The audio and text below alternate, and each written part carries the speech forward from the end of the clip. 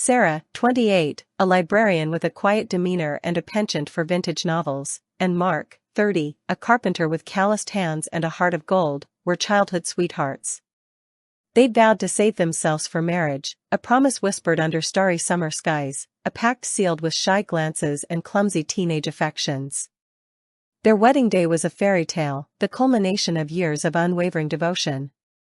But soon after, Sarah's circle of friends, a boisterous, uninhibited group obsessed with living life to the fullest, began subtly chipping away at the foundation of their relationship. They subtly suggested that Mark was holding her back, that she deserved more excitement, more experience. Sarah, initially resistant, found herself gradually swayed by their constant chatter, her confidence in her own choices eroding. She began taking Mark for granted, neglecting the intimate connection they'd once cherished, prioritizing her friend's hedonistic lifestyle over her husband's quiet love.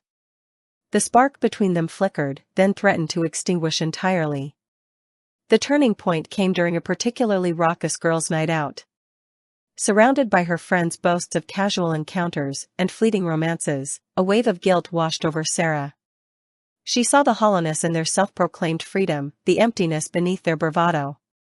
The contrast with the quiet, unwavering love she'd once shared with Mark became painfully clear. The image of Mark's patient, loving gaze flashed in her mind, a stark contrast to the fleeting attention she craved from her friends. That night, she resolved to change. The next morning, with trembling hands, she confessed everything to Mark, her guilt, her betrayal, her misguided pursuit of validation. Mark, initially hurt, was ultimately relieved by her honesty. Their reconciliation wasn't instantaneous, it involved painful conversations, tears, and a slow, deliberate rebuilding of trust. But with renewed commitment and understanding, they began to reconnect. Sarah, empowered by her newfound clarity, subtly exposed her friend's manipulative behavior to Mark, revealing their selfish motives and the damage they had inflicted. The exposure was not a dramatic confrontation, rather, it was a quiet, steady dismantling of the friend's influence.